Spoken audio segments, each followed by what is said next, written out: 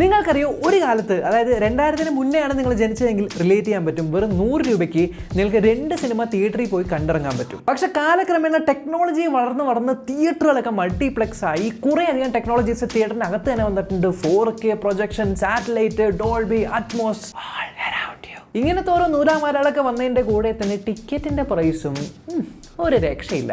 പക്ഷെ 150 രൂപയുടെ ടിക്കറ്റ് എടുത്ത് ഫാമിലി ആയിട്ട് സിനിമയ്ക്ക് പോയിട്ട് വരാമെന്ന് ആലോചിക്കുമ്പോൾ സിനിമ കഴിയുമ്പോഴാണ് നമ്മുടെ പോക്കറ്റിൽ കിടക്കുന്ന 1000 രൂപയും കാണാതാവുന്നത് നിങ്ങൾ ശ്രദ്ധിക്കുന്നത്. സോ ഇന്നത്തെ വീഡിയോ നിങ്ങൾ കണ്ടു കഴിഞ്ഞാൽ പിന്നെ നിങ്ങൾ തിയേറ്ററിൽ പോയി സിനിമ കാണുന്നത് ചിലപ്പോൾ നിർത്തിയേക്കാം.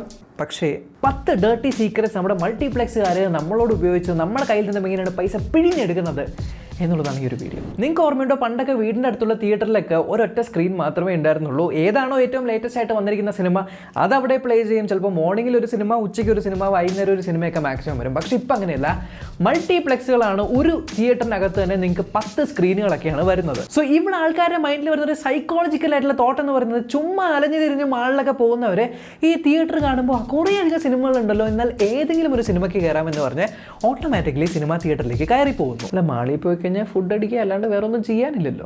ഫ്രണ്ട്സ് ആയിട്ടൊക്കെ പോവുകയാണെങ്കിൽ ഓക്കെ. ഇനി 9ാമത്തേത്, കയറി ചെല്ലുന്ന സ്ഥലത്ത് തന്നെ കാഫറ്റേരിയ. നിങ്ങളിങ്ങനെ ആലോചിച്ച് നോക്കും, നിങ്ങൾ മൾട്ടിപ്ലെക്സിൻ്റെ അകത്തേക്ക് ഇങ്ങനെ കയറാൻ പോവാണ്. സോ എൻട്രൻസിൽ കയറി നിങ്ങളുടെ ടിക്കറ്റ് ആപ്ലിക്കേഷനകത്തൊക്കെ സ്കാൻ ചെയ്തു. അതിനുശേഷം ഇങ്ങനെ ജീസസ് ക്രൈസ്റ്റിനെയൊക്കെ പോലെ ഇങ്ങനെ നിൽക്കുന്നു. ഇതെല്ലാം കഴിഞ്ഞ് അകത്ത് കയറി നിങ്ങൾ ലെഫ്റ്റ് സൈഡിൽ അല്ലെങ്കിൽ റൈറ്റ് സൈഡിൽ അല്ലെങ്കിൽ ലെഫ്റ്റ് സൈഡിൽ നോക്കുമ്പോൾ ചീസ് പോപ്കോണിൻ്റെ മണം, അവിടെ കുറേ കൊക്കകോള, എന്തൊക്കെ എല്ലാം അവിടെ ഉണ്ടാവും. ഈ ചീസ് പോപ്കോൺ മണം വരുമ്പോൾ തന്നെ ഒരു വിശപ്പില്ലാത്തവൻ്റെ മനസ്സിലും ഒരു പോപ്കോൺ ട്രൈ ചെയ്ത് നോക്കിയാലോ എന്നുള്ളൊരു തോട്ട് വരും. ഒരു സിനിമാ തിയേറ്ററിൻ്റെ 90% ഇൻകം വരുന്നത് ഒരൊറ്റ സാധനത്തിൽ നിന്നുമാണ്. അത് ഏതാണെന്നല്ലേ, അത് ഞാൻ പറയാം. പക്ഷേ 8ാമത്തെ കാര്യം, beverages. Coca Cola, Fanta, 7up, Sprite എന്നിങ്ങനത്തെ സാധനങ്ങളൊക്കെ നിങ്ങൾ എപ്പോഴെങ്കിലും തിയേറ്ററിൽ പോയിട്ട് പർച്ചേസ് ചെയ്തിട്ടുണ്ടോ? തിയേറ്ററിൽ നമുക്ക് 3 വേരിയൻസ് കിട്ടും, സ്മോൾ, മീഡിയം, ലാർജ്. പക്ഷേ ഈ സ്മോളും മീഡിയം ലാർജിൻ്റെ സൈസുകൾ നിങ്ങൾ കണ്ടിട്ടുണ്ടോ? സ്മോൾ എന്ന് പറയുന്നത് വെറും 250 ml ഒക്കെ തന്നെയായിരിക്കും. എന്നാൽ മീഡിയം എന്ന് പറയുന്ന ഒരു 400 ml ആയിരിക്കും. ലാർജ് എന്ന് പറയുന്ന ഒരു 500 അല്ലെങ്കിൽ 550 ml ആയിരിക്കും. പക്ഷേ ഈ സ്മോളും മീഡിയം ലാർജും ഒക്കെ തിയേറ്ററുകാർക്ക് എങ്ങനെ വേണമെങ്കിലും മാറ്റിമറിക്കാം എന്നുള്ളതുകൊണ്ട് പ്രശ്നം വരുന്ന അവിടെയല്ല, വിലയിലാണ്. സോ സ്മോൾ ബിവറേജ് നിങ്ങൾ നോക്കുവാണെങ്കിൽ ഏകദേശം 250 രൂപയായിരിക്കും. മീഡിയത്തിൻ്റെ വില നോക്കുവാണെങ്കിൽ 300-310 രൂപയായിരിക്കും. എന്നാൽ ലാർജിൻ്റെ വില നോക്കുവാണെങ്കിൽ 330 രൂപ. സോ നമ്മുടെ മൈൻഡിൽ സൈക്കോളജിക്കലി ഇങ്ങനെ ചിന്തിക്കും, മീഡിയം 400 ml മീഡിയത്തിന് ഞാൻ 310 രൂപ ചിലവാക്കാമെങ്കിൽ 550 ml കിട്ടുന്ന ലാർജിന് എന്തുകൊണ്ട് എനിക്ക് 330 രൂപ കൊടുത്തുകൂടാ? ഒബ്വിയസ്ലി. സോ അവിടെ നിങ്ങൾക്ക് 500 ml കോക്ക് 330 രൂപയ്ക്ക് ചീപ്പായിട്ട് തോന്നുമെങ്കിലും കടയിൽ ചെന്ന് 650 ml ഒരു കോക്കിൻ്റെ ബോട്ടിൽ മേടിക്കുകയാണെങ്കിൽ 40 രൂപയാവുള്ളൂ. ആരെങ്കിലും ഇത് ചിന്തിക്കുന്നുണ്ടോ? എവിടെ? നമ്മൾ മൂഡിലല്ലേ തിയേറ്ററിൽ സിനിമയുടെ. സോ 90% പ്രോഫിറ്റ് ഒരു തിയേറ്ററിൽ ഉണ്ടാക്കുന്ന പ്രധാനപ്പെട്ട മുഖ്യ VIP അതിഥിയാണ് പോപ്കോൺ. ഒരു പോപ്കോൺ എന്ന് പറയുന്നത് എന്തുവാണ്? ഒരു ചോളം എടുക്കുന്നു, ഹീറ്റ് ചെയ്യുന്നു, പൊട്ടിത്തെറിക്കുന്നു. ഇത്രയല്ലേ ഉള്ളൊരു പോപ്കോൺ. ഇതിൻ്റെ മാനുഫാക്ചറിങ് പ്രോസസ് വളരെ സിമ്പിളാണ്. പക്ഷേ തിയേറ്ററുകളിൽ നിങ്ങൾ പോപ്കോൺ മേടിക്കാനായിട്ട് ചെല്ലുമ്പോൾ ഈ പോപ്കോണിൻ്റെ വില എത്രയാ? ഇനി വില മാത്രമല്ല, സാധാ പോപ്കോണിൻ്റെ മേടിച്ച് ചീസിൻ്റെ പൊടി, ആ പൊടി, ഈ പൊടിയൊക്കെ ഇട്ടിട്ട് അതിനും പല റേറ്റിൽ വിൽക്കുന്നു. ഇതിലും സ്മോൾ, മീഡിയം, ലാർജ് ബക്കറ്റുകളാണ്. ആൻഡ് ഈ 3 ബക്കറ്റുകളുടെ സൈസ് തീരുമാനിക്കുന്നത് ആരാ? ഇനി ഇതൊക്കെ പോട്ടെ, വേറൊരു കാര്യം പറഞ്ഞുതരാം. ഈ തിയേറ്ററിലുള്ള പോപ്കോൺ ഉണ്ടല്ലോ, നിങ്ങൾ തിയേറ്ററിൽ പോപ്കോൺ മേടിക്കാൻ പോകുമ്പോൾ പോപ്കോണിൻ്റെ ബില്ല് മേടിക്കുന്നു. എന്നിട്ട് ആ ഒരു തിയേറ്ററിൽ ബില്ലടിച്ച് ചേച്ചിയോ ചേട്ടനോ പോയിട്ട് ഒരു കൂടാരത്തിൽ നിന്നും ഒരു സാധനം വെച്ച് ഇങ്ങനെ കോരി ബക്കറ്റിലേക്ക് ഇട്ട് തരുന്നു, പോപ്കോൺ കയ്യിൽ തരുന്നു, അല്ലേ? പക്ഷെ എപ്പോഴെങ്കിലും ഈ ഒരു പോപ്കോൺ മെഷീൻ എപ്പോഴും ഇങ്ങനെ വർക്ക് ചെയ്തുകൊണ്ടിരിക്കുന്നത് നിങ്ങൾ കണ്ടിട്ടുണ്ടോ?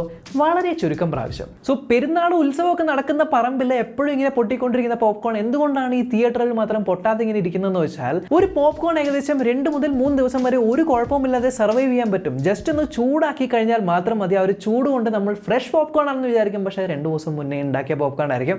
ടേസ്റ്റിൽ യാതൊരു വ്യത്യാസവും ഉണ്ടാവില്ല. അതുകൊണ്ട് തന്നെ അവർക്ക് റണ്ണിങ് കോസ്റ്റ് വളരെ കുറവാണ്. എന്നാൽ നമ്മുടെ കയ്യിൽ നിന്ന് മേടിക്കുന്ന കാശോ തിയേറ്റർ തുടങ്ങുന്നൊന്നില്ലേ. ഇനി അടുത്തത്, ഇത് പല ആൾക്കാരും വളരെ നിസ്സാരമായിട്ട് കണ്ടു കാണും. പക്ഷേ നമ്മൾ തിയേറ്ററിൽ ഇരിക്കുമ്പോൾ ആ ഒരു ഇരിക്കുന്ന സീറ്റിൻ്റെ ഹാൻഡിലുകളിൽ കോമൺ ആയിരിക്കും, അല്ലെ? 2 പേർക്ക് ഇരിക്കുന്നതിൻ്റെ ഇടയ്ക്കായിരിക്കും ഒരു ഹാൻഡിൽ.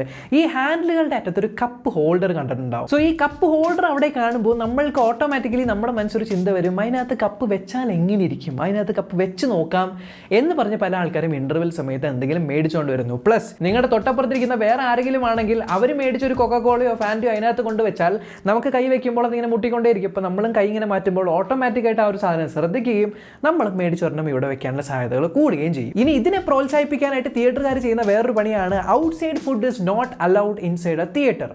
ഔട്ട്സൈഡ് ഫുഡ് മാത്രമല്ല, ഔട്ട്സൈഡ് ബിവറേജസും അലൗഡ് അല്ല. അതുകൊണ്ട് നിങ്ങൾക്ക് എന്തെങ്കിലും തിന്നാനോ കുടിക്കാനോ തോന്നുന്നുണ്ടെങ്കിൽ തിയേറ്ററിൻ്റെ അകത്ത് നിന്ന് തന്നെ മേടിച്ച് ചെയ്യാൻ പറ്റുള്ളൂ. സോ അവിടെയാണ് ഒരു പ്രോഫിറ്റ് ഉറപ്പുവരുത്തുന്നത്. ഇനി ഈ കാര്യം കേരളത്തിൽ അത്ര ഞാൻ കണ്ടിട്ടില്ല. പക്ഷേ ഇവിടെ ബാംഗ്ലൂരിൽ ഞാൻ കഴിഞ്ഞ ദിവസം KGF സിനിമ കാണാനായിട്ട് പോയി. റിലീസിൻ്റെ സമയത്ത് KGFിൻ്റെ ടിക്കറ്റ് ബുക്ക് ചെയ്യാൻ നോക്കിയപ്പോൾ ഒരു ടിക്കറ്റിൻ്റെ വില 1500 രൂപയാണ്. ഒന്ന് ആലോചിച്ച് നോക്കൂ, ഒരു ടിക്കറ്റിൻ്റെ വില 1500 രൂപ. എന്നാൽ ഞാൻ കഴിഞ്ഞ ആഴ്ച കാണാൻ പോയപ്പോൾ ഒരു ടിക്കറ്റിൻ്റെ വില ഏകദേശം 450 രൂപയായിരുന്നു. സ്റ്റിൽ എക്സ്പെൻസീവ് ആണ്. പക്ഷെ ഒന്ന് ആലോചിച്ച് നോക്കി, നേരെ ഹാഫായിട്ട് കട്ടായി. സോ സിനിമയുടെ ഹൈപ്പ് എത്രയാണ്, എത്ര ആൾക്കാർ വരും എന്ന് മുൻകൂട്ടി കണ്ട് അതിനനുസരിച്ച് ടിക്കറ്റിൻ്റെ പ്രൈസുകൾ കൂട്ടുന്നൊരു പരിപാടിയും അതിലൂടെ ലാഭം ഉണ്ടാക്കുന്നതും സ്ഥിരം പരിപാടിയാണ് ഇവിടെ ബാംഗ്ലൂരിൽ. നാട്ടിലും അത് വരാൻ സാധ്യത വളരെ കൂടുതലാണ്. കാരണം വളരെ പ്രോഫിറ്റബിൾ ആയിട്ടുള്ളൊരു ബിസിനസ്സാണ്. ഇനി അതുപോലെ തന്നെ നിങ്ങൾ ടിക്കറ്റ് ബുക്ക് ചെയ്യാനായിട്ട് നോക്കുമ്പോൾ ഏറ്റവും മുന്നിലുള്ള സീറ്റുകൾക്ക് 100 രൂപ 150 രൂപയ്ക്കൊക്കെ ഏറ്റവും വില കുറച്ച് കൊടുക്കും മുന്നിലുള്ള സീറ്റ്. മിഡിലുള്ള സീറ്റ് ഏകദേശം അത്യാവശ്യം റേറ്റ് ഉണ്ടാവും. ബാക്കിലുള്ള സീറ്റാണെങ്കിൽ വളരെ റേറ്റ് കൂടുതലായിരിക്കും. സോ നിങ്ങൾ നോക്കുമ്പോൾ മുന്നിലത്തെ സീറ്റ് എടുത്തിട്ട് ആരെങ്കിലും സിനിമ കണ്ടിട്ടുണ്ടെങ്കിൽ സ്ക്രീൻ ദേ ഇങ്ങനെ ഇരിക്കും. ഇങ്ങനെ ഇരുന്ന് KGF കണ്ടു കഴിഞ്ഞാൽ യഷിൻ്റെ കൈ ഗതയാന്ന് വരെ തോന്നിപ്പോവും. എന്നാൽ ഏറ്റവും ബാക്കിലിരിക്കുന്ന ഒരു പ്രീമിയം സീറ്റ് ആണോ കൊടുക്കുന്നതെന്ന് വെച്ചാൽ അവിടെയും മണ്ടത്തരമാണ്. നിങ്ങൾക്കറിയാം, ഒരു തിയേറ്ററിനകത്ത് അക്വേസ്റ്റിക്സ് ചെയ്യുമ്പോൾ, അതായത് സറൗണ്ട് സ്പീക്കർ വെക്കുമ്പോൾ അത് ടെസ്റ്റ് ചെയ്ത് നോക്കുന്നത് ഏറ്റവും ബാക്കിലിരുന്നല്ല, മിഡിലിരുന്നാണ്. സോ ഒരു ഫിലിമിന്റെ ഏറ്റവും ബെസ്റ്റ് സൗണ്ട് എക്സ്പീരിയൻസും വിഷ്വൽ എക്സ്പീരിയൻസും കിട്ടണമെങ്കിൽ ആ ഒരു തിയേറ്റർ സ്ക്വയർ ആയിട്ട് കൺസിഡർ ചെയ്തിട്ട് ഇങ്ങനെ വര വെച്ചാൽ ഇന്റർസെക്ട് ചെയ്യുന്ന മിഡിൽ പോയിന്റിൽ ഇരുന്നാൽ മാത്രമേ പ്രോപ്പറായിട്ട് കേൾക്കുള്ളൂ. പക്ഷേ ആ ഒരു പോയിന്റിലുള്ള വില മീഡിയം ആണ് എന്നുള്ളതുകൊണ്ട് പല ആൾക്കാരും ഓക്കെ ബാക്കിൽ വില കൂടിയോണ്ട് അതായിരിക്കും പ്രീമിയം എന്ന് പറഞ്ഞ് കഷ്ടപ്പെട്ട് ബാക്കിൽ പോയിരുന്ന് ഉള്ള എക്സ്പീരിയൻസും വേസ്റ്റ് ആക്കും. പക്ഷേ തിയേറ്ററുകാർക്ക് കാശ് കിട്ടിയാൽ മതി. ഇനി അടുത്തത് ചില തിയേറ്ററുകൾ കേട്ടോ, എല്ലാ തിയേറ്ററുകളല്ല, ചില തിയേറ്റർ ചെയ്യുന്നൊരു പരിപാടിയാണ് നമ്മുടെ AC വെൻറ്റുകളില്ലേ, അതിൻ്റെ ഉള്ളിൽ കൂടെ ഇൻ്റർവെല്ലിൻ്റെ സമയത്ത് പോപ്കോണിൻ്റെ സ്മെല്ല് അങ്ങോട്ട് ഇട്ട് കൊടുക്കും. സോ നമ്മളിങ്ങനെ ആക്ഷൻ സീനൊക്കെ കണ്ട് ഇൻ്റർവെല്ലിന് എന്നും പറഞ്ഞൊരു ശ്വാസം എടുക്കുമ്പോൾ നമ്മുടെ മൂക്കിനകത്തേക്ക് ഒരു പോപ്കോണിൻ്റെ ഫ്ലേവർ കയറുകയും നമ്മളൊന്ന് പുറത്ത് എന്നാൽ ശരി ടോയ്ലറ്റിൽ പോയിട്ടിരാന്നും പറഞ്ഞ് ഇറങ്ങുമ്പോൾ തിരിച്ച് വരുമ്പോൾ നമ്മുടെ കയ്യിലൊരു ബക്കറ്റ് പോപ്കോൺ ഉണ്ടാവും. എന്നാൽ ഇതിലെല്ലാം ഉപരി ഏറ്റവും കോമഡി എന്ന് പറയുന്നത് കോംബോ പാക്ക് എന്നൊരു പരിപാടി ഉണ്ട്. നിങ്ങൾ ടിക്കറ്റ് ബുക്ക് ചെയ്യുന്ന സമയത്ത് ചിലപ്പോൾ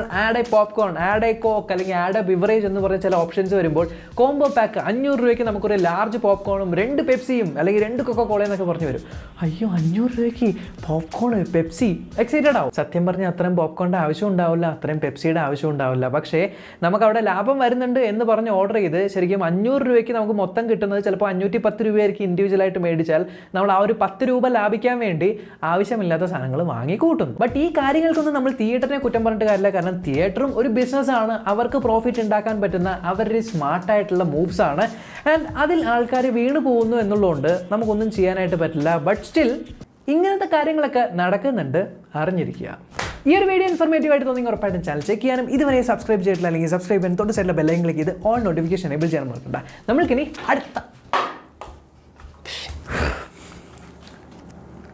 അടുത്ത വീഡിയോ കാണാം. കൈ പോയി. ബൈ.